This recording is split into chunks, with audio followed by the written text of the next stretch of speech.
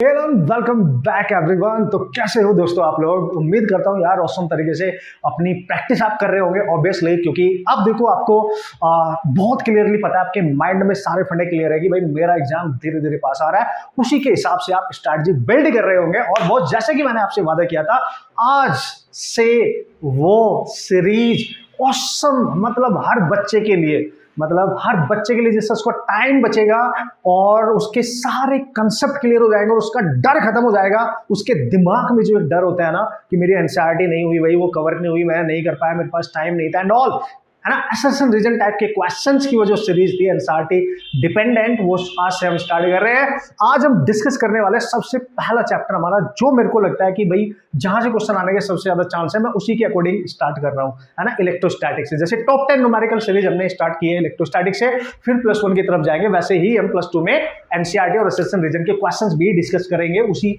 बिल्कुल तरीके से, क्योंकि +2 से ज्यादा क्वेश्चन पूछे जाते हैं, राइट बॉस। यस। तो दोस्तों अब आपने टेंशन नहीं लेने का, बस प्रैक्टिस करने का। और एनसीईआरटी के वो सिलेक्टेड क्वेश्चंस जो असर्शन बेस्ड जो क्वेश्चंस होंगे वो तो चलो हम करेंगे ही करेंगे, बट एनसीईआरटी के जो मेन क्वेश्चंस है, जो एग्जाम्पलर हैं और जो एक्सरसाइज के क्वेश्चंस हैं जो सिलेक्ट किए हैं मैंने, जो एज इट इज आएंगे आपके एग्जाम में और जहां से आ सकते हैं, मतलब सारे नहीं, जो बहुत ही लेंदी से टिपिकल से होते हैं, गंदे से तोबड़े होते हैं, वो तो आते भी नहीं है, बट जिनकी पॉसिबिलिटी सबसे ज्यादा होती है ना, वो हम डिस्कस करने वाले हैं। तो और बढ़िया तरीके से आप अपने माइंड मेकअप करें और अब बिल्कुल टेंशन मत लें, जो आप रिविजन कर रहे हो उसको रिविजन को करते रहे, उसको प्रैक्टिस करते रहे और ये मेरे ऊपर छोड़ दे, मैं आपको ये सारी चीजें बना के देता रहूंगा। और लेक्चर बहुत ध्यान से आपने देखना, हर क्वेश्चन को करके जाना, क्योंकि अगर 4 क्वेश्चन में आएंगे तो डिक्टो ही आते हैं एनसीईआरटी से, और वो अगर आपको उनके आंसर तक याद होंगे तो आपका भयंकर तरीके से टाइम बचने वाला है अपने एग्जाम में। कूल बॉस, ठीक है। तो स्टार्ट करें आज की ये जर्नी, है ना, आज की ये जर्नी बढ़िया तरीके से पॉजिटिविटी के साथ। सो उम्मीद करता हूं कि आप इसका बढ़िया तरीके से फायदा उठाने वाले हैं, इसका यूज करने वाले हैं फॉर योर कॉम्पिटिटिव एग्जाम्स। आप नीट के स्टूडेंट हैं या जेईई मेंस के स्टूडेंट हैं बॉस, जेईई में वैसे ज्यादा टाइम अभी नहीं बचा, फिर भी आपको काफी इंपॉर्टेंटली वीडियोस मिल जाएंगी, बट नीट के लिए आप बहुत अच्छे तरीके से इसकी प्रैक्टिस करके जाएंगे, ठीक है। आपको पता है हर साल क्वेश्चन आ रहे हैं एग्जाम में, तो सबसे पहला क्वेश्चन जो मैंने यहाँ पे डिस्कस करना है और जो मैंने यहाँ पे यूज करा है, ठीक है, सबसे पहला क्वेश्चन एनसीईआरटी से जो डायरेक्ट एक्सट्रैक्ट किए गए हैं और उनके ऑप्शन बना के मैं आपको दूंगा। अच्छी बात यह है कि आपको ये फील ही नहीं होगा कि यार ये क्वेश्चन आएगा तो हम कंफ्यूज तो नहीं हो जाएंगे ऑप्शन में, नहीं, आपको ऑप्शन बना के दूंगा, क्योंकि वहां पे तो ऑप्शन आपके नहीं मिलेंगे आपको, ठीक है। सॉल्यूशन भी करेंगे, बढ़िया से सीखेंगे क्या कंसेप्ट है, किस तरीके से करके आ रहा है और कितना इजी है। इजी ही होते हैं वैसे तो, बस आपको थोड़ा सा डर लग जाता है कि यार एनसीईआरटी से तो पता नहीं क्या हो जाएगा, बहुत टिपिकल सा आ जाएगा। नहीं, ऐसा नहीं होगा, ठीक है। स्टार्ट करें आज की जर्नी। बहुत प्यारा से एक छोटे से क्वेश्चन से मैं यहाँ पे स्टार्ट करने वाला हूँ। जितने भी क्वेश्चन हम डिस्कस करेंगे मान के चलो कि वो बहुत औसम होने वाले हैं आपके लिए, ठीक है। सो सबसे पहला क्वेश्चन, अब इसको पढ़ लो, देख लो, समझ लो और जल्दी से समझते हैं उसकी कहानी क्या है, इसको फोड़ते हैं बढ़िया तरीके से, ओके। चलो, तो देखो यार, सबसे पहले क्वेश्चन में बोला है, देखो बहुत ही अमेजिंगली यहाँ पे हम डिस्कशन करने वाले हैं, ठीक है, और जल्दी जल्दी कवर अप भी करेंगे, टेंशन नहीं है। आपने हर चीज के कंसेप्ट पे भी ध्यान देना और उनके आंसर तक आपको एनसीईआरटी है ये बॉस, है ना, उसको याद रखना है, ठीक है। तो question number 1, an electric dipole with dipole movement. भाई एक इलेक्ट्रिक आपके पास डायपोल है विद डायपोल मूवमेंट, ये सीट मैंने ऑलरेडी बना रखी है, आप पीडीएफ डाउनलोड करके भी रखेंगे अपनी सेल्फ प्रैक्टिस के लिए भी। वैसे तो सारे क्वेश्चन आपको मिल ही रहे हैं, बट पीडीएफ भी आप ले लेना, ठीक है। लिंक में है, डिस्क्रिप्शन में है लिंक आपका, वहां से आपको मिल जाएगा, no problem, right. So this is important guys, ठीक है भाई लोग। चलो स्टार्ट करें, चलो भाई। तो इसने दिया कि electric dipole with dipole movement, एक इलेक्ट्रिक डायपोल है जिसका डायपोल मूवमेंट आपको दे रखा है 4 × 10⁻⁻⁹ कूलम। आप बहुत क्लियरली यहाँ पे देख सकते हैं, is aligned at 30 degree with uniform electric field. मतलब अगर आपका इलेक्ट्रिक फील्ड इधर को है, आपको पता है जो डायपोल मूवमेंट है हम उसको पी से डिनोट करते हैं, वो एक वेक्टर क्वांटिटी होती है। तो पी और ई में एक एंगल दे रखा है आपको यहाँ पे ऑलरेडी, दैट इज 30 डिग्री। मतलब डायपोल मूवमेंट इलेक्ट्रिक फील्ड के साथ कुछ एंगल बना रहा है, यूनिफॉर्म इलेक्ट्रिक फील्ड है और इलेक्ट्रिक फील्ड की वैल्यू आपको दे रखी है, इसका मैग्नीट्यूड आपको गिवन है, दैट इज 5 × 10⁻⁴ न्यूटन पर coulomb. Awesome! Calculate the magnitude of the torque acting on the dipole। क्या बात कर रहे हो सर, टॉर्क निकालना है, वही तो बहुत आसान हो गया सर, इसमें तो हम फोड़ देंगे। पहला क्वेश्चन है इसलिए अच्छी स्टार्टिंग कर लेते हैं, थोड़ी इजी भी लगेगी ना हमें, थोड़ा मजा भी आएगा, एनसीईआरटी का डर भी दूर हो जाएगा, ठीक है। So torque is equal to what is that, P E sine theta. यही होता था ना, देखो पी भी गिवन है, ई भी गिवन है, थीटा सब कुछ गिवन है यार, फिर भी डर जाती हो यार, क्या बात कर रहे हो। पी की वैल्यू देखो 4 इंटू 10⁻⁹, ई है 5 into 10⁴ into sine of 30, S करो बॉस, एस करो ये 20 और ये माइनस का 5 और ये हो गया 1/2, इससे कैंसिल करो तो 10 ये हो गया दिस, ये पावर 1 माइनस तो माइनस का 4 न्यूटन, ठीक है। अच्छा ये टॉर्क है, ठीक है, newton metre, this is your torque and this is your answer, ठीक है। तो 2-3 क्वेश्चन तो मैं वही करूंगा जो फॉर्मूला बेस्ड होने वाले हैं और जो एज इट इज डायरेक्ट पूछे जाते हैं। फिर कुछ ऐसे भी क्वेश्चन करेंगे जिनमें लिटिल बिट कैलकुलेशन भी करनी पड़ती है बढ़िया तरीके से। तो हर तरीके के क्वेश्चन मैंने यहाँ पे कहीं ना कहीं सेलेक्ट कराया, you don't worry. Last year भी इस चैप्टर से क्वेश्चन आया था इलेक्ट्रोस्टैटिक से, ठीक है, और बहुत ईजी था और मैंने मेरी फंडा जो भी फंडा ट्रिक है उसी से सॉल्व हो गया था, है ना। ये फंडा ट्रिक बड़ी अमेजिंग थिंग है बॉस, आप प्रैक्टिस जरूर करके जाना बच्चों, ठीक है, बहुत जरूरी है भाई, बहुत, है ना। चलिए क्वेश्चन नंबर 2 देखिए। यस तो यही सो देखो यार, डिपेंडेंटली जितने भी कंसेप्ट हैं एनसीईआरटी से रिलेटेड एंड ऑल, वो सारे हम डिस्कस कर रहे हैं कहीं ना कहीं, तो बहुत अच्छे तरीके से आपने, और ये देखो ना, इसको डाउनलोड करके जरूर रख लेना क्योंकि ये बहुत स्ट्रांगली आपको हेल्प करने वाली है, ठीक है। अरे मजा आएगा क्योंकि मेरा ड्रीम प्रोजेक्ट था एनसीईआरटी और असिस्टेंट रीजन वाले क्वेश्चंस को आपके सामने रखना और इनकी प्रैक्टिस कराना, आपका टाइम बचाना, और आपके एग्जाम में क्वेश्चंस एज इट इज आएंगे तो सॉल्व करके आएंगे और एक बहुत बेहतरीन स्कोर करके हम आने वाले हैं, ठीक है। क्वेश्चन नंबर 2 है एन इनफाइनाइट लाइन चार्ज। याद करो जब इनफाइनाइट लाइन चार्ज होता है मतलब एक वायर के ऊपर जब एक लाइन चार्ज होता है, यानी चार्ज पर यूनिट लेंथ इसकी चार्ज डेंसिटी होती है, लीनियर चार्ज डेंसिटी। जब चार्ज का यूनिफॉर्मली डिस्ट्रीब्यूशन होता है लेंथ के ऊपर, this is called as linear charge distribution, और उसकी डेंसिटी को कहते हैं लीनियर चार्ज डेंसिटी, ठीक है। तो उसने बोला कि प्रोड्यूस द फील्ड, ये अपने आसपास के किसी पॉइंट पे r डिस्टेंस अवे यहाँ पे एक फील्ड बना रहा है और वो फील्ड आपको दे रखा है 9 इंटू 10⁴ न्यूटन पर कूलम, ठीक है, at a distance of 2 centimetre, और ये डिस्टेंस भी दे रखी है दैट इज 2 सेंटीमीटर, जिसको आप मीटर में कन्वर्ट कर लेंगे। याद रखना यूनिट स्टैंडर्ड ऐसा ही लेनी है। कैलकुलेट लीनियर चार्ज डेंसिटी, तो बताओ ये लैम्डा कितना होगा, लैम्डा। याद करो लाइन चार्ज की वजह से किसी पॉइंट पर r डिस्टेंस अवे जो इलेक्ट्रिक फील्ड होता था, इस तरीके की सिचुएशन में वो होता था lambda over 2 pi epsilon not r। This is your formula, याद रखना है, बहुत इंपॉर्टेंटली पूछा जाता है, ठीक है। कभी कभी तो पूछ लेता है इसका इलेक्ट्रिक फील्ड और रेडियस इसकी डिस्टेंस में क्या रिलेशन होता है, तो इनवर्सली प्रोपोर्शनल रिलेशन है, और इसका ग्राफ भी पूछ लेता है कभी कभी। तो देखो जितने क्वेश्चन पॉसिबल है वो मैं बता रहा हूँ आपको क्या क्या पूछा जा सकता है।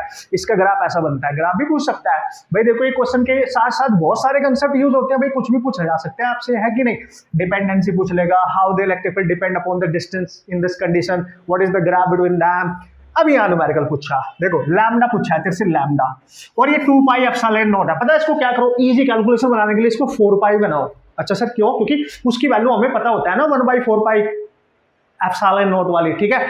तो आप क्या करेंगे, तो हम ये करेंगे 2 से ऊपर मल्टीप्लाई कर दो, 2 से नीचे, तो E इक्वल टू हो जाएगा 2 लैम्डा ओवर, ये हो जाएगा 4, है ना, 4 pi epsilon naught into R, ठीक है। तो उसको लिख सकते हो आप 1/4 pi epsilon naught lambda over, ओहो ये तो आ गया अलग और ये 2 है, ये r अलग, तो ये तो होता है k, है ना। इसको हम लिख सकते हैं k 2 लैम्डा बाई r, ये हो गया E, और यहां से आप निकालेंगे लैम्डा, तो लैम्डा आ रहा है, देखो r का इधर मल्टीप्लाई कर दो, that is E into R, and this is by what is that 2k।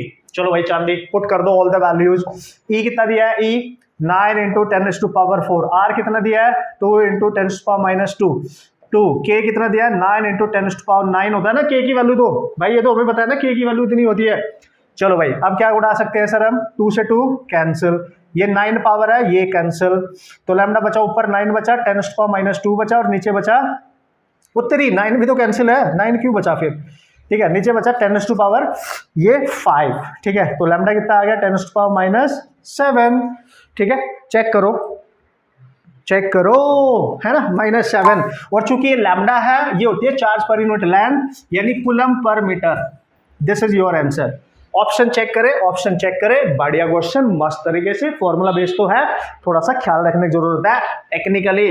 देखो बच्चों को ये फॉर्मूला याद होता है भाई, lambda over 2 pi epsilon not r, फिर इसकी वैल्यू कैसे पुट करोगे, इसको 1/4 पाई एप्सिलॉन नॉट बना लो, तो इजी हो जाता है ना क्वेश्चन यार, है कि नहीं। तो बाकी तो आप समझदार हैं, चलो आगे क्वेश्चन क्या है भाई सर आपके पास? आगे क्वेश्चन है मेरे पास नेक्स्ट, वेरी इंपॉर्टेंट, टेक्निकली बेहतरीन क्वेश्चन है, पूछे जाने के कंप्लीटली चांस होते हैं, बहुत न्यूमेरिकल नहीं है, कंसेप्चुअली क्वेश्चन है। Next come on. So here we go, this is the next question, conceptual question है, डायग्राम बेस्ड है, very important, very very important. What is that sir? उसने बोला एक डायग्राम है that shows the 3 charged particles track, मतलब path, 3 charge particle उनके path को represent कर रहा है diagram in uniform electrostatic field. Yes yes yes, electrostatic field कुछ ऐसे बनाया गया है, ये प्लेटें कुछ है, ये पॉजिटिव चार्ज इस पे दिया, इस पे नेगेटिव चार्ज दिया, और 3 पार्टिकल का पाथ बनाया गया। एक पार्टिकल ऐसे जाके ऐसे गया, ठीक है, पहला पार्टिकल, फिर दूसरा पार्टिकल ऐसे जाके ऐसे गया, दूसरा पार्टिकल, फिर तीसरा पार्टिकल ऐसे जाके ऐसे गया, तो ये तीसरा पार्टिकल। समझ गए ना boss? This is particle 1, this is particle 2, this is particle 3, 3 and 3। पता है क्या पूछ रहा है? Give the sign of the 3 charges, which particle has the highest charge to mass ratio. कौन सा पार्टिकल है जिसका highest charge to mass ratio होगा? सबसे पहले तो इन पे चार्ज साइन बताना भाई। ये क्वेश्चन ऐसे ऐसे क्वेश्चन आ जाते हैं, एनसीईआरटी के बेहतरीन कुछ क्वेश्चंस माने जाते हैं, और आप डायग्राम देख के भी बता सकते हैं। मतलब वो कह रहा है कि ये जो पार्टिकल 1 है ना, ये 1 2 3, ठीक है, तो ये जा रहा था, फिर ये प्लेट है, ये पॉजिटिव प्लेट है, ठीक है, ए मान लो, ये बी मान लो, तो हमें बताना है इस पार्टिकल पे कैसा चार्ज है अकॉर्डिंग टू दियर डिफ्लेक्शन। देखो ये सीधा जा रहा था, फिर ऐसे हो गया, फिर जा रहा था, ये भी ऐसे हो गया, फिर जा रहा था, ये नीचे को चला गया, ये नेगेटिव की तरफ चला गया। यार सीधी बात है, अगर ये पॉजिटिव प्लेट है और ये पार्टिकल इस पॉजिटिव प्लेट की तरफ डिफ्लेक्ट हो रहा है, तो पक्का इस पे पॉजिटिव चार्ज है, कुछ भी, ठीक है, और ये वाला सेकंड पार्टिकल भी इसकी तरफ ही अट्रैक्ट हो रहा है। No no no no no, क्या बोल रहा हूं मैं? पक्का इस पे नेगेटिव चार्ज है Q1, ठीक है, क्योंकि पॉजिटिव इसको अट्रैक्ट कर रहा होगा, तभी ये पार्टिकल उसकी तरफ चला गया, इस पे भी नेगेटिव चार्ज है। लेकिन ये वाला पार्टिकल नेगेटिव की तरफ अट्रैक्ट हो रहा है, तो इस पे पक्का पॉजिटिव चार्ज है। तो यार क्लियर है, पहले पार्टिकल पे नेगेटिव चार्ज, दूसरे पार्टिकल पे भी नेगेटिव चार्ज, क्योंकि पॉजिटिव प्लेट की तरफ अट्रैक्ट हो रहा है, और थर्ड पार्टिकल नेगेटिव प्लेट की तरफ अट्रैक्ट हो रहा है, तो साइन तो पता चल गया इजीली। अब उसने पता क्या पूछा है क्वेश्चन में? उसने पूछा है highest charge to mass ratio, यानी चार्ज टू मास रेशियो की मैक्सिमम वैल्यू बतानी है। मतलब किस पार्टिकल के लिए चार्ज और उस पार्टिकल का मास का रेशियो मैक्सिमम होगा। भाई ना इनका चार्ज दे रखा है, ना मास दे रखा है, ना पार्टिकल का नाम बता रखा है, ठीक है ना ये। तो अब ऐसे कंडीशन में क्वेश्चन को कैसे किया जाएगा भाई? हमें कैसे पता चलेगा? भाई जिसका डिफ्लेक्शन मैक्सिमम हो रहा हो, ठीक है, जिस चार्ज पार्टिकल का डिफ्लेक्शन ज्यादा हो रहा हो। आप देख सकते हैं किसका डिफ्लेक्शन ज्यादा इसमें दिखाई दे रहा है, तो सबसे ज्यादा डिफ्लेक्शन इस वाले पार्टिकल का है। देखो इन दोनों से सबसे ज्यादा मैक्स डिफ्लेक्ट हो रहा है थर्ड पार्टिकल, तो हम लिखेंगे यहाँ पे इसका थर्ड पार्टिकल, ठीक है, थर्ड पार्टिकल, ठीक है। अच्छा पता कैसे चलेगा? Q/m का जो रेशियो है मैक्सिमम या जो भी है, Q/m का रेशियो लिख लो आप, that is directly proportional to deflection, है ना, डिफ्लेक्शन, ठीक है, इसको ऐसे लिख सकते हो ना आप, ठीक है, डिफ्लेक्शन, है ना, ऐसे लिख सकते हो, या अमाउंट ऑफ डिफ्लेक्शन, है ना, डिफ्लेक्शन या अमाउंट ऑफ डिफ्लेक्शन या मोर डिफ्लेक्शन। तो जितना जिस पार्टिकल का डिफ्लेक्शन होगा, जो जितना पार्टिकल डिफ्लेक्ट हो जाएगा, उसका Q/m का रेशियो भी ज्यादा होता है। ये याद रखना भाई, याद रखने वाली बात है मस्त तरीके से।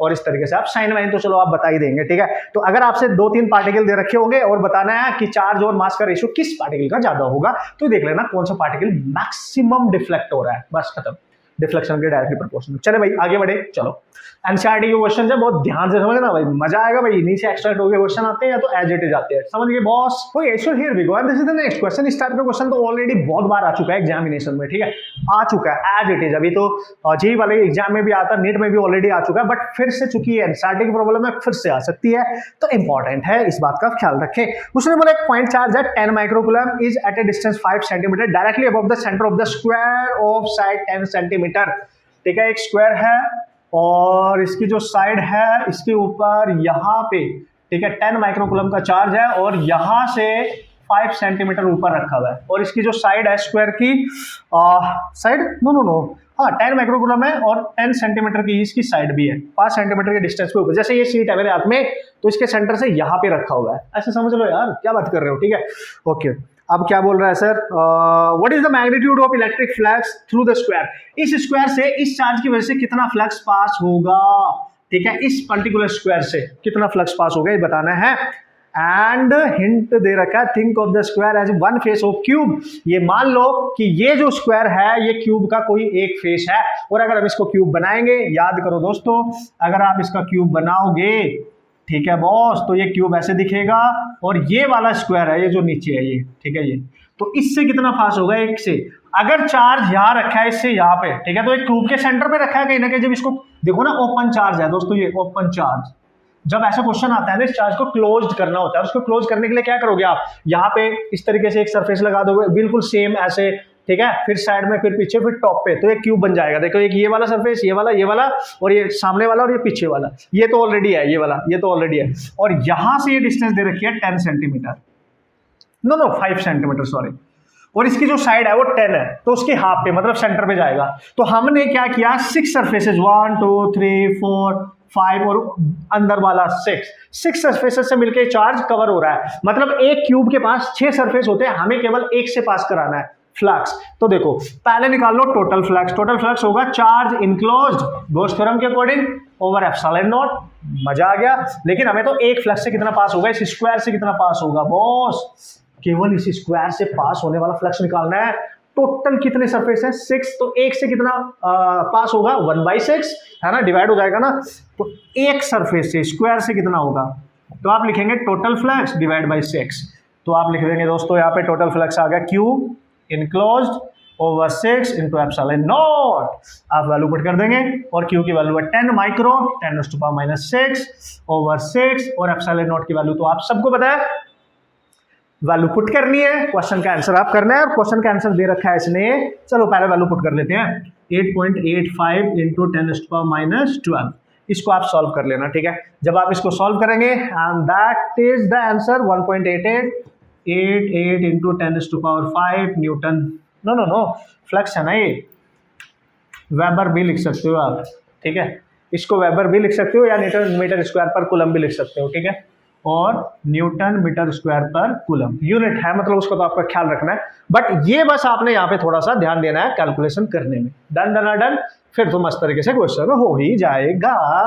ओके, तो ऐसे ऐसे क्वेश्चन आते हैं जिसमें आपको थोड़ा सा ख्याल रखने की जरूरत होती है। मैंने कुछ गड़बड़ तो नहीं किया है? नहीं, कुछ नहीं किया है। इससे पावर कैंसिल कर देना, फिर ये 10 और ये 6, इसको अप्रोक्सीमेट सॉल्व करना है, इसको अप्रोक्सीमेट मान के सॉल्व करना है, तो आपका क्वेश्चन थोड़ा जल्दी हो जाएगा, ठीक है। चलो अब बढ़ेंगे भाई नेक्स्ट क्वेश्चन की तरफ। तो धीरे धीरे हम जा रहे हैं नेक्स्ट क्वेश्चन की तरफ। Okay, so electric facility related एक और ऑसम प्रॉब्लम है जिसके आने के सबसे ज्यादा चांस होते हैं एनसीईआरटी से। क्या बात कर रहे हो दोस्तों, समझते रहना, टेंशन नहीं लेने का। जैसे कि मैंने वादा किया था, हर चीज आपको कराऊंगा, अपने अकॉर्डिंग कराऊंगा, ठीक है। आपको ढूंढना नहीं पड़ेगा, आपको टाइम वेस्ट करना नहीं पड़ेगा, एनसीईआरटी को बार बार पढ़ना नहीं पड़ेगा। और फिजिक्स में देखो उतने क्वेश्चन नहीं आते, बट जितने भी आएंगे आप उनको सॉल्व करेंगे 100%, क्योंकि ये सारे पॉसिबल क्वेश्चन मैंने ऑलरेडी सेलेक्ट करके रखे हैं। So you don't worry about that, you just worry about that कि मैंने आज इतनी प्रैक्टिस करनी है, मतलब करनी है, ठीक है, और खुश रह के करनी है, बी हैप्पी मैन, ठीक है। सो अरे खुश रहोगे, पॉजिटिविटी आएगी यार, सबको पता होता है। फिर जो आपकी नेगेटिविटी वो भी डर जाएगी आपसे, राइट। एग्जाम वाला प्रेशर भी खत्म हो जाता है, ठीक है। और प्रेशर वर्सेस स्ट्रेस एक वीडियो आने वाली है आपके पास बहुत ही जल्द, शायद आ भी जाएगी, पहले ही मिल जाएगी, ठीक है। देखना उसको मस्त तरीके से, ठीक है, कॉन्फिडेंस बढ़ेगा आपका। चलो, उसने बोला है electric field component in the given figure. चलो भाई, एक फिगर दे रखा है, अच्छा ठीक है, इस तरीके से मान लो आप, सपोज करो ये है एक क्यूब है, अच्छा कुछ इस तरीके से ए क्यूब, और इस तरीके से एक एक्सिस पास हो रही है, this is your x axis, और यहाँ पे आपकी वाई एक्सिस, ये आपकी जेड एक्सिस, और ये आपका ओरिजिन, ठीक है कि नहीं। चलो भाई, अब उसने क्या बोला बॉस, उसने बोला एक सरफेस ये है क्यूब का, एक सरफेस ये रहा क्यूब का, ठीक है बॉस, और एक सरफेस ये रहा, और एक सरफेस ये रहा, ठीक है। चलो, उसने बोला भाई यहाँ से यहाँ तक की जो डिस्टेंस है ये ए है, बहुत बढ़िया, और क्यूब की जो साइड है वो भी ए ही है, ठीक है। अब क्या बोल रहा है, उसने बोला जो इलेक्ट्रिक फील्ड अप्लाई किया गया है यहाँ पे, एक्स एक्सिस पे इलेक्ट्रिक फील्ड अप्लाई किया, ए एक्स की पावर 1/2, ए नहीं अल्फा है ये, not a, that is alpha. और अल्फा की वैल्यू भी आपको दे रखी है, अल्फा की वैल्यू दे रखी है 800, ठीक है, न्यूटन पर कूलम, ठीक है, मीटर 1/2 कुछ ऐसी है, देख लेना, ठीक है, यूनिट को चेक कर लेना। और वाई एक्सिस पे कोई इलेक्ट्रिक फील्ड नहीं है, जीरो है, ठीक है, और जेड पे भी कोई इलेक्ट्रिक फील्ड नहीं है, जीरो ही है, ठीक है, ऐसे मान लो आप, ठीक है, मतलब इसको पता है, ऐसे लिखो, मैंने उल्टा पुल्टा लिख दिया, ऐसे लिखो, ठीक है ना। तो वाई एक्सिस पे कोई इलेक्ट्रिक फील्ड है ना, जेड एक्सिस पे कोई इलेक्ट्रिक फील्ड है, electric field is only here along the x axis, मतलब सारा इलेक्ट्रिक फील्ड इधर को है, देखो इस डायरेक्शन में इलेक्ट्रिक फील्ड जा रहा है केवल, मतलब इधर से अगर जा रहा होगा तो इस वाले फेस से पास होगा, इस वाले से ऐसे, और इससे ऐसे पास होगा इलेक्ट्रिक फील्ड ऐसे, ठीक है। चूंकि ये वाला जो अपर सरफेस है इसका तो एरिया वेक्टर इधर है, देख लो इसका एरिया वेक्टर, और इसका इधर है, मतलब देख लो ऐसे समझो, जैसे ये पेज है ना मेरे हाथ में, तो इलेक्ट्रिक फील्ड इससे पास हो रहा है, ठीक है, इससे और इससे इधर को बाहर निकल जाएगा। तो हमें यहां पे जो क्वेश्चन पूछा गया है, calculate the flux through the cube and the charge within the cube as well, ठीक है। ए की वैल्यू दे रखी है आपको, ए यानी जो इसकी साइड है दैट इज 0.1 मीटर। तो बताओ भाई इस क्यूब से कितना फ्लक्स पास हो रहा है। तो चूंकि इलेक्ट्रिक फील्ड इधर से जा रहा है ऐसे ऐसे ऐसे ऐसे, ठीक है, तो बताओ इससे कितना फ्लक्स पास हो रहा है। देखो भाई जब फ्लक्स निकालते हैं तो हम क्या करते हैं, जब फ्लक्स निकालना होता है या तो आप Q enclosed by epsilon not use करोगे, चार्ज तो वैसे भी नहीं पता है, बट इलेक्ट्रिक फील्ड पता है। जब इलेक्ट्रिक फील्ड पता होना चांदी, तो इलेक्ट्रिक फील्ड के लिए हम फॉर्मूला यूज करते हैं E phi equal to EA cos theta. जब इलेक्ट्रिक फील्ड पता हो तो फ्लक्स निकालने का फॉर्मूला ये होता है। अब हमें देखना पड़ेगा क्यूब के कौन कौन से सरफेस से क्या चार्ज पास हो रहा है, इलेक्ट्रिक फील्ड नॉट चार्ज पास हो रहा है, ठीक है ना। किससे फ्लक्स बिल्कुल भी पास नहीं होगा, फ्लक्स का मतलब किससे इलेक्ट्रिक फील्ड बिल्कुल भी पास नहीं होगा। यार आपको क्लियर पता है एक्स एक्सिस पे इलेक्ट्रिक फील्ड है, तो उसके रास्ते में जो पड़ेंगे बस, है ना, एक ये वाला सरफेस और एक बस ये वाला, इसको समझो आप, एक ये वाला और एक ये वाला, क्योंकि टॉप वाला उससे कोई फ्लक्स पास नहीं होगा, क्योंकि वैसे भी इलेक्ट्रिक फील्ड देखो इधर है 90 डिग्री का एंगल है, cos 90 जीरो होता है तो जीरो हो जाएगा। और ये जो सामने वाला इससे भी पास नहीं होगा, पीछे वाला इससे भी पास नहीं होगा, और ये जो नीचे वाला इससे भी पास नहीं होगा, दो से ही पास होगा। देख लिया आपने, एक ये वाला और एक ये वाला, बात खत्म, है। अगर वाई एक्सिस पे होता फिर भी दो से ही पास होता है, इससे और इससे, ठीक है। जेड पे होता तो ये और इसके बैक वाला, इतना तो आप विजुअलाइज आप कर सकते हो। तो पता क्या लिखोगे, net flux is equal to पहले से पास होने वाला प्लस दूसरे से पास होने वाला। इजी है, टेंशन नहीं लेने का। तो इसको कैसे लिखेंगे आप, इसको लिखेंगे सर ई तो सेम है, इसका एरिया भी सेम है, cos theta theta 1 plus EA cos theta 2। भाई इलेक्ट्रिक फील्ड और एरिया वेक्टर के बीच कितना एंगल बन रहा है तो देखना पड़ेगा ना बॉस। अच्छा सर ठीक है बॉस। तो EA ये कॉमन ले लो बाहर, अंदर बचेगा cos थीटा 1। मतलब देखो इससे जो फील्ड पास हो रहा है, देखो ना ये ऐसे है, समथिंग ऐसे ऐसे है और मेरा हाथ ऐसे, तो मेरे हाथ का जो एरिया वेक्टर है वो इधर होगा, जबकि फील्ड ऐसे जा रहा है। तो इस वाले में फील्ड ऐसे जा रहा है इधर को, और इसका एरिया वेक्टर होगा आउटर डायरेक्शन में, ऐसे ये डायरेक्शन है। तो ये एक दूसरे के अपोजिट है, जबकि इलेक्ट्रिक फील्ड इधर है, तो इन दोनों में 180 का एंगल बनेगा यहाँ। तो यहाँ लिखेंगे cos 180। क्या आपको मेरी बात समझ में आई? यस। प्लस अब यहाँ देख लो, जब इस वाले सरफेस से फील्ड पास होगा तो ये सरफेस ऐसे, इसका एरिया वेक्टर भी इधर ही है देखो, और इसका फील्ड भी इधर ही है, दोनों सेम डायरेक्शन में है, तो ये cos 0। ठीक है मैंने, ठीक किया ना बॉस? चेक कर लेंगे ना बॉस? हाँ ठीक तो किया है सर। हाँ मतलब देख लो भाई, लेकिन एक पंगा है, मैंने एक गलती कर दी, ठीक है चलो इसको हटाता हूँ, क्योंकि यहाँ पे ये ओरिजिन है, ओरिजिन से ये सरफेस अलग डिस्टेंस पे है, और यहाँ पे जो इलेक्ट्रिक फील्ड है वो एक्स पे डिपेंड कर रहा है, वेरिएबल, तो इलेक्ट्रिक फील्ड सेम नहीं होगा, इससे अलग पास होगा, इससे अलग, इसलिए इसको E1 मान लो, इसको E2 मान लो, एरिया सेम होगा, इसमें कोई शक नहीं है, तो केवल एरिया बाहर लो। और E1 को क्या लिखोगे, देखो E1 यानी इस सरफेस के लिए, तो E1 यहाँ से निकाल लो, देखो E1 आएगा अल्फा एक्स की जगह यहाँ पे आएगा, ये देखो कितनी दूर है A, तो A की पावर 1/2, तो हम लिखेंगे अल्फा A की पावर 1/2, और cos 180 है तो हो ही गया। अब आई बात समझ में? यस। प्लस यहाँ A बाहर आ गया, तो यहाँ बचा E2 जो इससे पास होगा, और ये सरफेस कितनी दूर है इस ओरिजिन से, यहाँ से यहाँ तक A डिस्टेंस है और इसकी साइड भी A है, तो ये वाला सरफेस देखो 2A है, तो जब यहाँ से आप E2 निकालोगे ना, तो E2 आ जाएगा अल्फा 2A की पावर 1/2, तो यहाँ लिखेंगे हम लोग अल्फा 2A की पावर 1/2 इंटू cos ऑफ 0, ऐसे लिखेंगे बॉस। इस बात का ख्याल रखना भाई, थोड़ी सी कैलकुलेशन करनी पड़ती है इसमें, इसलिए ऑसम क्वेश्चन माने जाते हैं। ठीक है, क्लियर हुआ? ये वाला सरफेस ओरिजिन से A डिस्टेंस पे है, जबकि ये वाला 2A पे है, क्योंकि ये डिस्टेंस प्लस ये डिस्टेंस। अब देखो A क्या है इसका, चूंकि क्यूब है उसकी एक साइड की लेंथ कुछ भी दे रखी है आपको और वो स्क्वायर होता है तो पाई और उसका साइड का स्क्वायर, तो ए को लिखेंगे साइड का स्क्वायर, ये हो गया साइड का स्क्वायर ए स्क्वायर, ठीक है जी। और देखो यहाँ पे ए की पावर 1/2 भी बाहर आएगी तो अंदर बचेगा केवल अल्फा इंटू माइनस, क्योंकि ये cos 180 माइनस होता है माइनस अल्फा, और यहाँ बचेगा, अच्छा अल्फा भी तो है, अल्फा भी तो कॉमन ले लो, तो पता क्या ले लो उसमें, देखो बहुत इजी हो गया तो आपके लिए, ठीक है।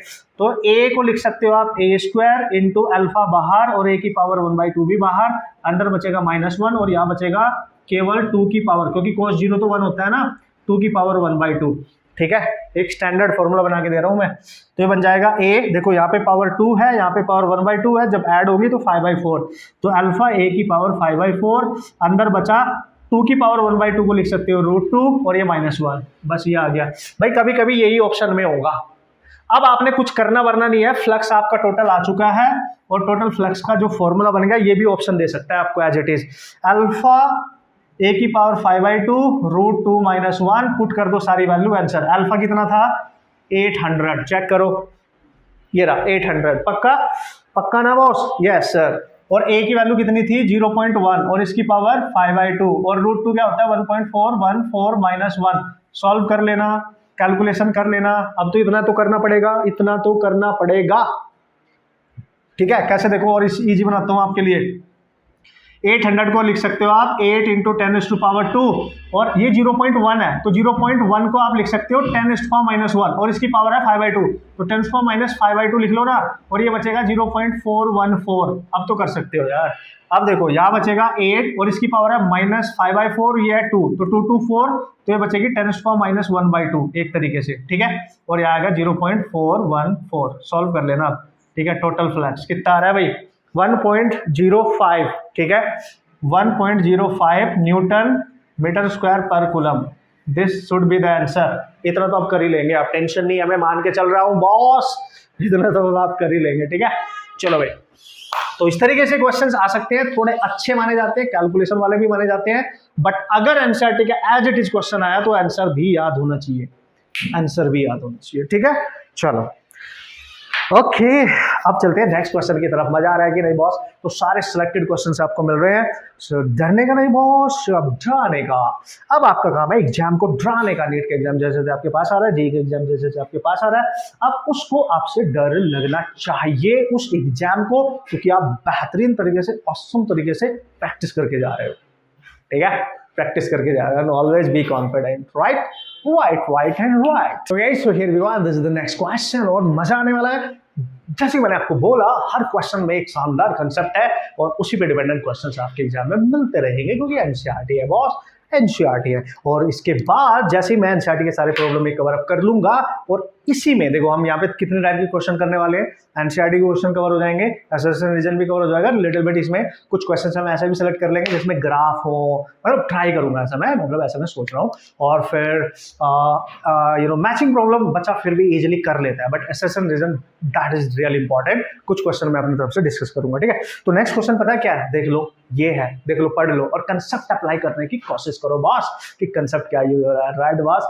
चलो, उसने बोला 2 चार्ज है 3 × 10⁻⁻8 coulomb and -2 × 10⁻⁻8 coulomb are located at 15 centimetre apart, 15 centimetre apart, 15 centimetre apart. Okay, तो क्या करना है, चलो, 2 चार्ज है, पहला चार्ज ये रहा 3 × 10⁻⁻8, तो दोस्तों दोनों चार्ज हैं आपके 15 सेंटीमीटर अपार्ट, यानी दोनों के बीच की जो डिस्टेंस है दैट इज 15 सेंटीमीटर। अच्छा, ठीक है।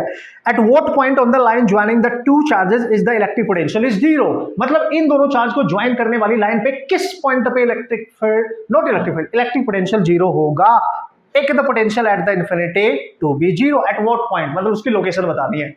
चलो मान लेते हैं अपनी तरफ से भाई, एक चार्ज ये रहा, लेट्स सी Q1, और ये चार्ज है लेट्स सी Q2, ऐसे मान लो ना। और कहीं यहाँ पे कोई पॉइंट आप इमेजिन कर लो, लेट्स सी पॉइंट P है और यहाँ पे नेट पोटेंशियल 0 होने वाला है, ये बोला है, तो बताओ उसकी लोकेशन क्या है। तो मान लिया Q1 चार्ज से इसकी लोकेशन है x, और यहां से कितनी होगी 15 - x, ठीक है भाई। अगर आपने यहां से x माना है तो ये टोटल है 15, तो 15 माइनस एक्स बचेगा ना। हम क्या करेंगे, इस पे नेट पोटेंशियल निकाल के यहाँ जीरो के इक्वल कर देंगे, तो नेट पोटेंशियल निकालो। और पोटेंशियल पॉइंट चार्ज की वजह से क्या होता था, याद करो, के क्यू बाई आर। हमें चाहिए चार्ज, हमें चाहिए डिस्टेंस, और चूंकि स्केलर क्वांटिटी है, प्लस चार्ज है तो प्लस लेना, माइनस है तो माइनस भी लेना है। ठीक है, चलो पहले इसकी वजह से निकालते हैं सर, पहले की वजह से, फिर दूसरे की वजह से should be equal to zero. तो Q1 की वजह से निकालेंगे तो कितना आएगा सर, के Q1 ये रहा 3 इंटू 10⁻⁸ और डिस्टेंस कितनी है x, फिर प्लस प्लस प्लस के Q2 कितना है सर, माइनस ये रहा 2 इंटू 10⁻⁸ ओवर डिस्टेंस कितनी है sir, 15 minus x, and that must be equal to zero. ये तो कॉमन आके जीरो चला जाएगा, के भी कैंसिल हो जाएगा, यहाँ बचेगा 3/x और यहाँ बचेगा -2/15 minus x, and that must be equal to zero. इसको उधर लेके जाओ, 3/x that is 2/15 minus x, उत्तरी की क्रॉस मल्टीप्लाई कर दो, इसका इसमें और इसका इसमें, तो आ जाएगा 3 into 15 minus x is equal to 2x। Okay, and this is 45 minus 3x, this is 2x, ये इधर जाएगा तो this is 45, this is 5x, and this is 9 centimetre. This is 9 centimetre. Okay, तो मतलब उस पॉइंट की लोकेशन Q1 यानी 3 into 10⁻⁸ coulomb charge से 9 सेंटीमीटर पे होगा। तो अगर -2 माइक्रो कूलम से पूछे ये कहां से है, from 3 into 10⁻⁸ micro coulomb charge. अगर पूछे from -2 into 10⁻⁸ micro coulomb charge से पोजीशन पूछेगा तो होगी 15 माइनस एक्स। ठीक है, तो उसको मान लो x dash, that is 15 minus x, यानी 15 माइनस 9, इतनी तो बात समझ में आती है ना, तो 6 सेंटीमीटर। तो जो भी ऑप्शन में गिवन होगा उसी के अकॉर्डिंग क्वेश्चन आप क्रैक कर सकते हैं। तो दोस्तों देखो, ये है कहानी मेरी जुबानी, आप मस्त तरीके से इसको करते रहना, हर चीज पे ध्यान से देखते रहना और अच्छे तरीके से आप क्वेश्चन कर लेंगे पक्का। अब चलेंगे नेक्स्ट क्वेश्चन, कैपेसिटर में एंटर कर रहे हैं अब हम। लास्ट ईयर भी कैपेसिटर से ही क्वेश्चन आया था और मेरी वी फंडा ट्रिक से वो बहुत असम्बली सॉल्व हो गया था, अदरवाइज टाइम लग रहा था उसको सॉल्व करने में, समझे, फॉर्मूला अप्लाई करते ही फटाक से। ओके भाई लोग, जल्दी देख लेते कैपेसिटर वाले चैप्टर से कौन सा इंपॉर्टेंट क्वेश्चन है। देखो भाई, एक तो ऑलरेडी आ चुका है, ठीक है, ये जितने भी मैंने सेलेक्ट करे इनमें से कोई भी आ सकता है अगर यहाँ से क्वेश्चन आएगा तो।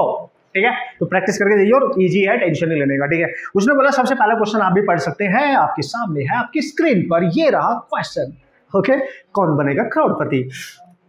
Okay, so slab of material of dielectric constant K has the same area as the plate of the parallel plate capacitor. ठीक है, has a thickness of 3/4 d, where d is the separation between the plates. How is the capacitance changed when the slab is inserted between the plates? ओ त्रिकी।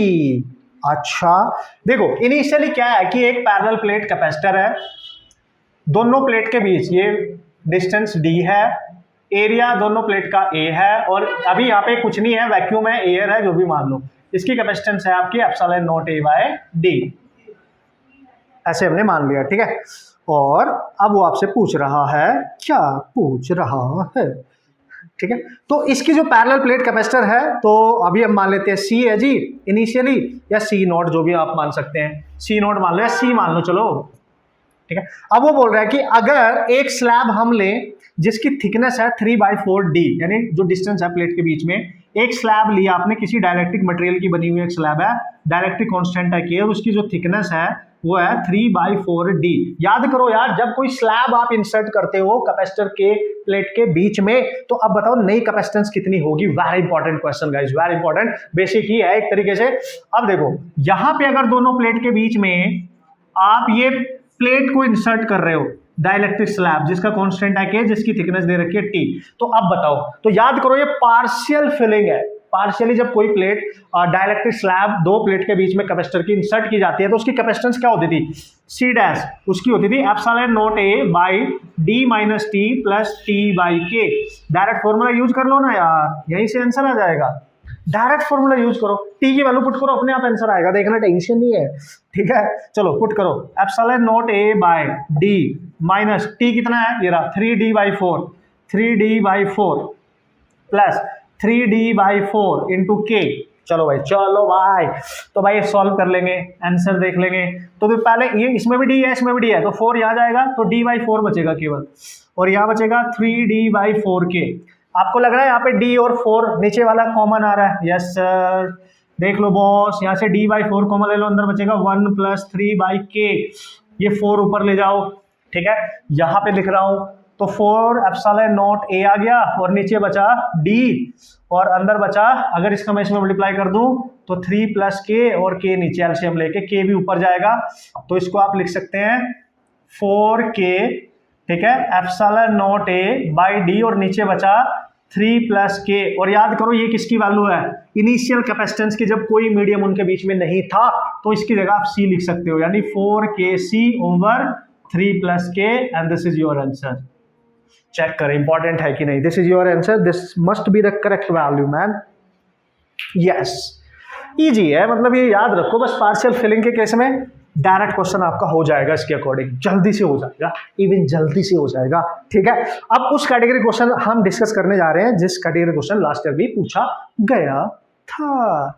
चलो भैया इस सोच चलते हैं next question की तरफ। नेक्स्ट क्वेश्चन देख लेते हैं क्या है हमारे पास, और इजी है, आप देखो इसको आप खुद फोड़ सकते हो यार, कुछ क्वेश्चंस तो आप डायरेक्टली अप्लाई करके फॉर्मूला सॉल्व कर सकते हो। उसमें बोला parallel plate capacitor with air between the plates has a capacitance 8 picofarad, ठीक है। इनिशियली एक पैरेलल प्लेट कैपेसिटर है, यहाँ पे एयर है और इसकी कैपेसिटेंस दे रखी है 8 पिकोफैराड। पिकोफैराड 10⁻12 होता है, ये तो आपको पता है। What will be the capacitance if the distance between the plates is reduced to half, यानी अभी इनके बीच की डिस्टेंस दोनों के d है, वो बोल रहा है अगर ये डिस्टेंस हम हाफ कर दें इनिशियल से, तो बताओ नई कैपेसिटेंस क्या होगी। तो भाई हमें पता है जो कैपेसिटेंस होती है पैरेलल प्लेट कैपेसिटर की, वो होती है epsilon not a by d, यानी वो तो इनवर्सली प्रोपोर्शनल होती है d के, ठीक है।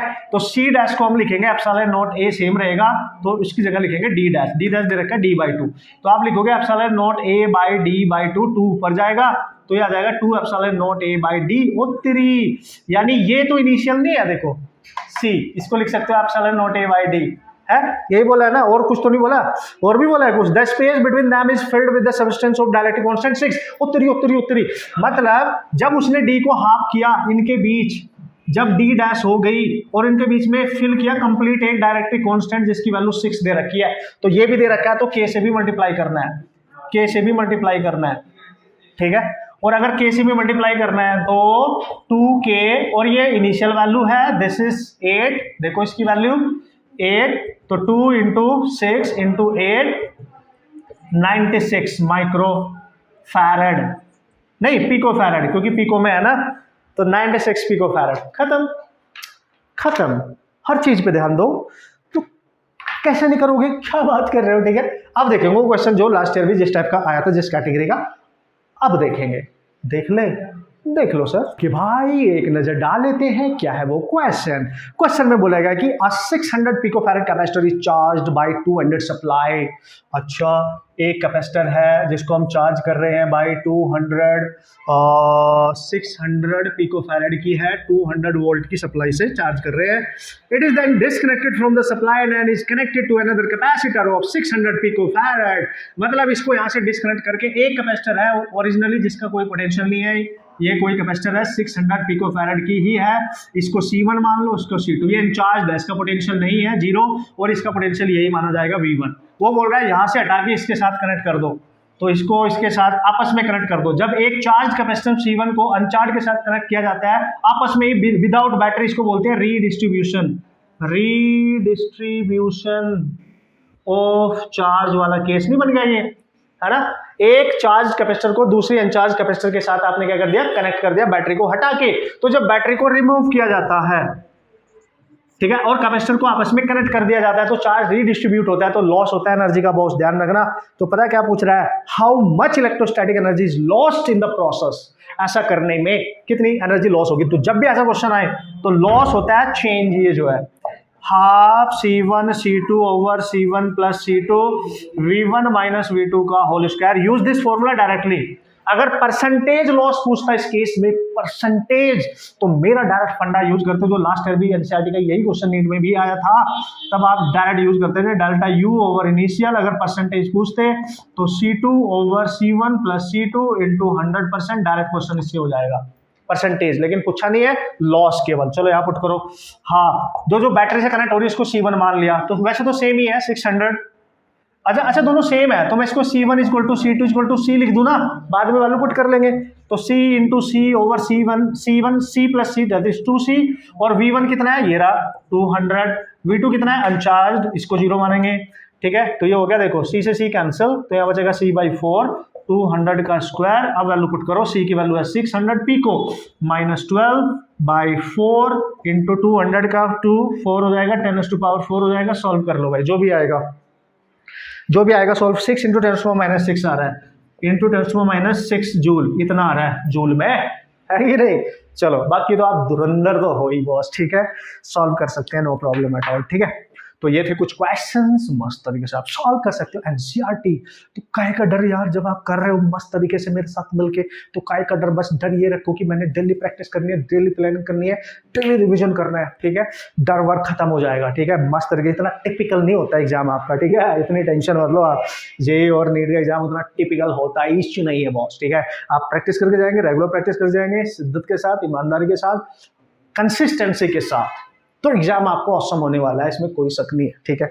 चलो नेक्स्ट क्वेश्चन क्या है, एक मैं करा रहा हूं, दूसरा आपको दूंगा करने के लिए एज इट इज, क्योंकि सेम कैटेगरी का क्वेश्चन है, एक मैं खुद कराऊं। तो ये so here we go, this is the last question NCERT का, क्योंकि इसी टाइप का एक क्वेश्चन हो रहा है, उसको आप खुद भी कर सकते हैं, क्योंकि सेम कैटेगरी का है, ठीक है, सेम कैटेगरी। करना जरूर, पीडीएफ आपके पास है, करना जरूर, ठीक है। चलो, उसने बोला एक नेटवर्क दे रखा है, 10 माइक्रोफैराड कैपेसिटर के सारे कैपेसिटर 500 सप्लाई के साथ कनेक्ट किए गए हैं, कुछ इस तरीके से।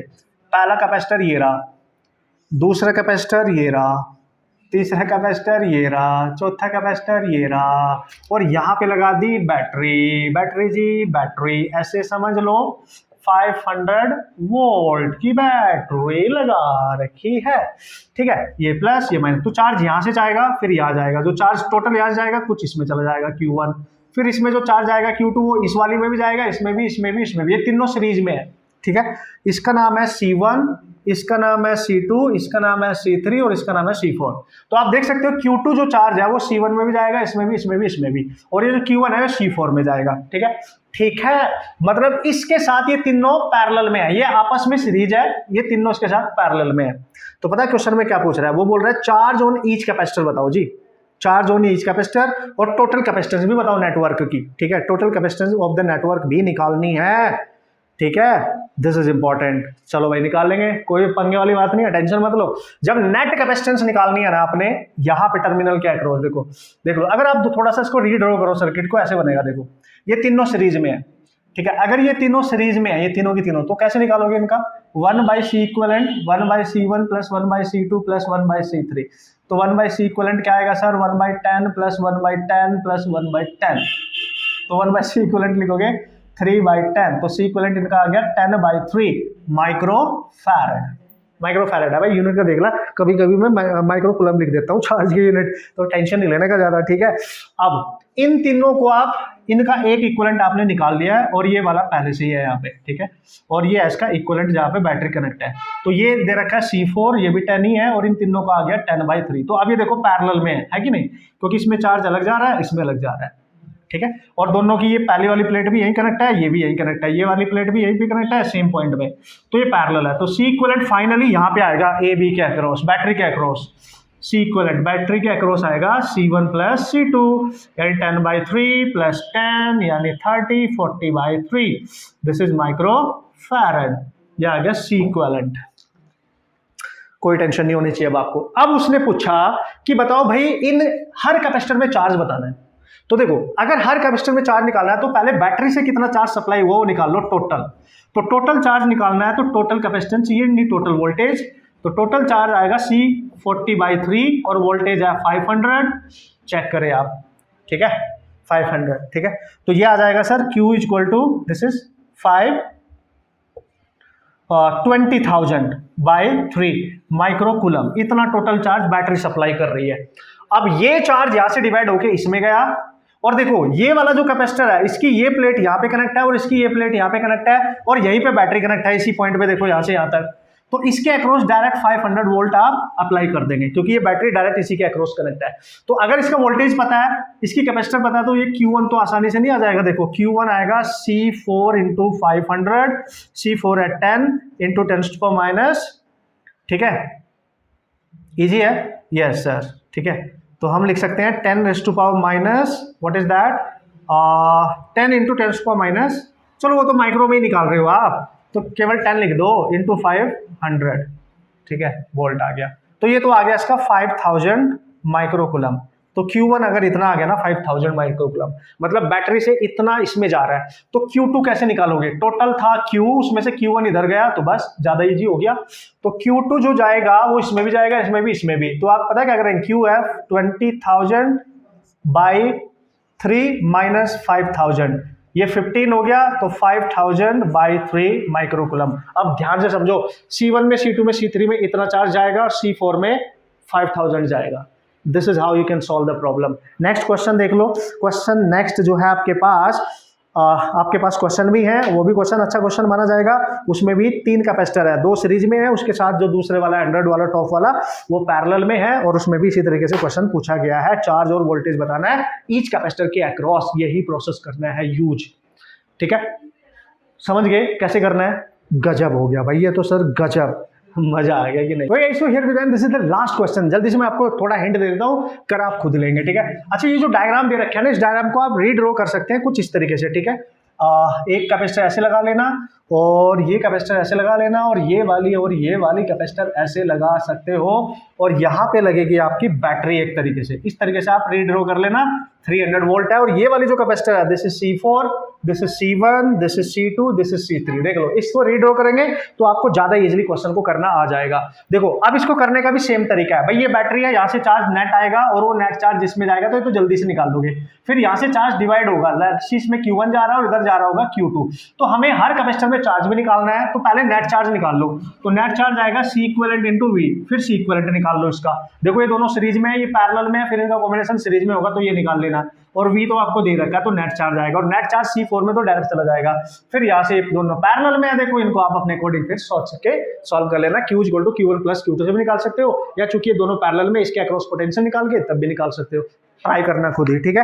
तो you can solve the problem very very easily, ठीक है? सारे क्वेश्चंस आपको मिल जाएंगे, ठीक है? तो देख लो भाई आपके सामने। अब दोस्तों, ये थे सारे पॉसिबल बेहतरीन इंपॉर्टेंट जितने भी क्वेश्चन आ सकते हैं आपके एग्जाम में, एनसीईआरटी में, सारे मैंने डिस्कस कर लिए हैं। तो आपकी हेडेक ही खत्म हो चुकी है। अब असर्शन रीजन के क्वेश्चन डिस्कस करने जा रहा हूं, जो इस चैप्टर से आ सकते हैं। वैसे तो न्यूमेरिकल आने का ज्यादा चांस है, बट फिर भी चूंकि हमने बात करी थी तो हम बात को निभाएंगे, ठीक है? कुछ भी हो सकता है, ठीक है कि नहीं? तो ये so here we go, and this is your first assertion reason problem. और बहुत ध्यान से इसको देखना, बहुत इंपॉर्टेंट माना जाता है, स्टार्ट में क्वेश्चन आने के काफी चांस होते हैं, ठीक है? असर्शन में बोला है parallel plate capacitor is connected across the battery through a key. चलो ठीक है। Uh directly slab of constant के introduce between the plates, the energy which is stored becomes k times, है ना? बिकम्स k टाइम्स, ठीक है? पता क्या बोल रहा है? एक पैरेलल प्लेट कैपेसिटर है और की के थ्रू बैटरी से कनेक्टेड है, ठीक है? ये बैटरी है, कोई V वोल्ट की की है, ये प्लेट 1 प्लेट 2। अभी अगर की को क्लोज कर दो तो यहाँ से चार्ज जाएगा और उसमें जाएगा, ठीक है? और इसमें जो एनर्जी स्टोर है, क्योंकि अभी इसमें कुछ भी एयर है, कोई डाइलेक्ट्रिक नहीं है, तो एनर्जी याद करो होती थी हाफ CV², यही होती थी।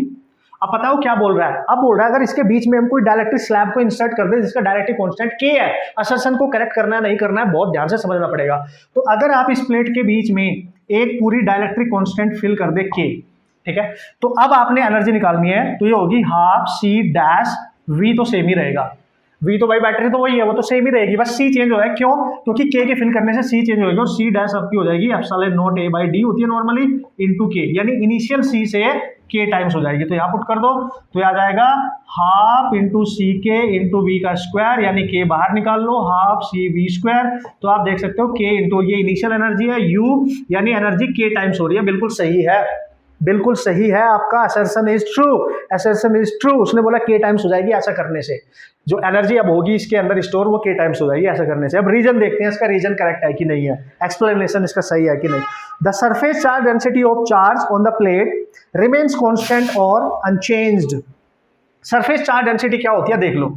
सरफेस चार्ज डेंसिटी होती है चार्ज पर यूनिट एरिया, ठीक है बॉस? ये रहा चार्ज और ये आपका एरिया। वो बोल रहा है कि सरफेस चार्ज डेंसिटी पे कोई फर्क नहीं पड़ेगा। और Q क्या होता है? Q इक्वल टू होता है CV, और C चेंज हो रहा है तो ये भी चेंज होगा, यानी ये चेंज हो जाएगी, चेंज होगी बॉस, क्योंकि ये चेंज हो गया देखो K टाइम्स, तो ये भी और ये भी चेंज हो जाएगा, तो ये कांस्टेंट नहीं होगा। Reason is not correct, this is false. Clear है? क्लियर हुआ असर्शन रीजन को कैसे डील करते हैं? तो भाई इसके क्वेश्चन करने के लिए सारे कंसेप्ट तो बेसिक तौर पे आपके बिल्कुल क्लियर होने चाहिए। ठीक है, हर फॉर्मूला पता होना चाहिए। अब चलेंगे नेक्स्ट क्वेश्चन देखेंगे असर्शन रीजन का, और इस तरीके से बिल्डअप करना कॉन्सेप्ट, आपका दिमाग भी काम करने लगेगा कि कैसे कैसे क्वेश्चन आते हैं, कैसे कैसे हैंडल करने हैं। मैं इतना हिंट आपको दूंगा, ठीक है, ये एक्टिविटी आपके दिमाग में आ जाएगी। ओके भाई लोग, तो देख लेते हैं नेक्स्ट क्वेश्चन क्या है। नेक्स्ट क्वेश्चन किस कैटेगरी का है, उसने बोला असर्शन में बोला, if a proton and electron are placed in the same uniform electric field they experience different acceleration. समझना, बढ़िया क्वेश्चन है। उसने बोला प्रोटॉन है, इलेक्ट्रॉन है, दोनों को सेम इलेक्ट्रिक फील्ड में प्लेस कर दे। सपोज करो ये आपका इलेक्ट्रिक फील्ड है, ठीक है, इलेक्ट्रिक फील्ड सेम है, लेकिन एक प्रोटॉन है और एक इलेक्ट्रॉन है। इन पे अलग अलग इलेक्ट्रोस्टैटिक फोर्स एक्ट करेगा, मतलब ये डिफरेंट इलेक्ट्रोस्टैटिक फोर्स को एक्सपीरियंस करेंगे। देखो भाई, इन पे चार्ज तो होता है सेम, नो डाउट, फोर्स होता है Q इंटू ई, समझना बात को, ठीक है। ये अब ये किस सेंस में करेंगे, प्रोटॉन पे पॉजिटिव चार्ज है तो उस पे आगे को फोर्स लगेगा, और इस पे नेगेटिव है तो उस पे इलेक्ट्रिक फील्ड के अपोजिट फोर्स लगता है। तो भाई ये इसके अकॉर्डिंग डायरेक्शन, फोर्स तो वेक्टर है और डायरेक्शन यहाँ पे डिफरेंट हो रही है। तो that's why we can say proton and electron are placed in same uniform electric field but they will experience the different acceleration, obviously, ठीक है, क्योंकि एक्सेलरेशन जब आप यहां से निकालोगे तो एम ए होता है और क्यू ई होता है, तो ए हो जाएगा क्यू ई बाई एम, और ये तो है सेम, चार्ज भी सेम, ई भी सेम, लेकिन मास अलग अलग है तो एक्सेलरेशन अलग अलग होगा। आप देख सकते हैं एक्सेलरेशन अलग अलग होगा, मतलब बढ़िया क्वेश्चन है, मतलब ये करेक्ट है जी, ठीक है, असर्शन इसका करेक्ट है। इलेक्ट्रिक, अब देखते हैं रीजन क्या है, जरा दिमाग में कैसे कैसे इमेजिन करते हैं, ठीक है। उसने बोला electric force on test charge is independent of its mass. Electric force on test charge, जो टेस्ट चार्ज होता है ना इलेक्ट्रिक फोर्स की अगर हम बात करें, इंडिपेंडेंट ऑफ इट्स मास, तो जो उसका रीजन है, क्योंकि वो टेस्ट चार्ज की बात कर रहा है, टेस्ट चार्ज की बात कर रहा है, तो टेस्ट चार्ज जो होता है, ठीक है, उसकी बात कर रहा है, उसके इफेक्ट को हम नेगलेक्ट करते हैं तो वो इंडिपेंडेंट होता है उसके मास से। हमें इससे कोई मतलब होता भी नहीं है, इलेक्ट्रिक फोर्स को इससे कोई मतलब नहीं होता है, क्योंकि उसके इफेक्ट को हम नेगलेक्ट करते हैं, उसके मास पर डिपेंड नहीं करता, ठीक है, ये भी सही है, इंडिपेंडेंट है, ये भी सही है। बट जो इसका रीजन है ना, वो करेक्ट एक्सप्लेनेशन नहीं माना जाएगा असर्शन का, ये भी आपने देखना है, क्योंकि ये बिल्कुल स्टेटमेंट डिफरेंट है, ये बिल्कुल डिफरेंट है, राइट। हाँ, ये करेक्ट है अपने इंडिविजुअली, ये भी करेक्ट है, but this is not a correct explanation for assertion.